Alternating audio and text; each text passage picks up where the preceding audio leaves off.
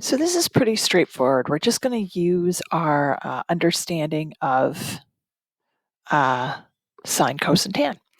And what it's basically saying is I have a vector going off on this angle, and I know my angle is going to be 45 degrees. So I know that the angle down here is 45 degrees, which means I can easily figure out my two other uh, horizontal and vertical components, because my horizontal component runs in this direction, right? And it's going to be a velocity.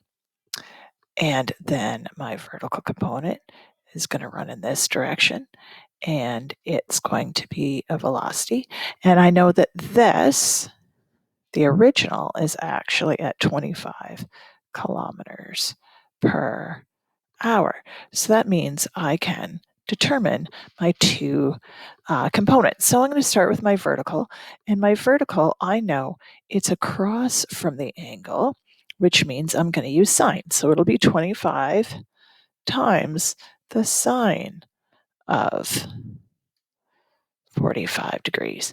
And then for my horizontal, it's cozy or beside the angle. So that means I can find my horizontal by using 25 times the cos of 45 degrees.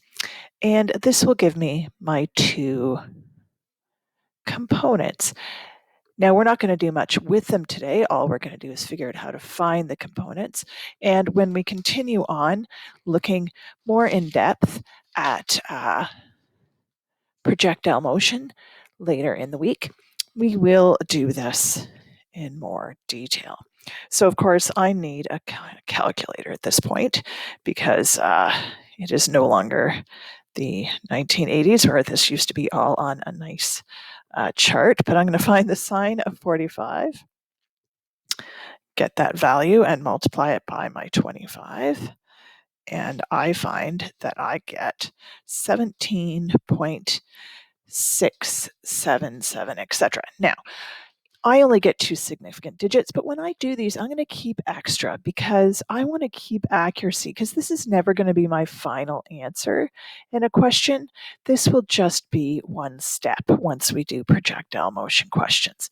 So I'm going to call this 17.86 meters per second. Now, here's the beautiful thing about 45 degrees is the sine and cos are the same number. So actually, when I'm at 45 degrees, this one will also be 17.68. Not sure? Put it in your calculator. Now, please notice these two numbers do not add to 25. They're not supposed to, because this is Pythagorean theorem, right? The square of the one plus the square of the other gives you the square of 25. It's a very different mathematical system. They don't add numerically. There you go. That's how you find your components.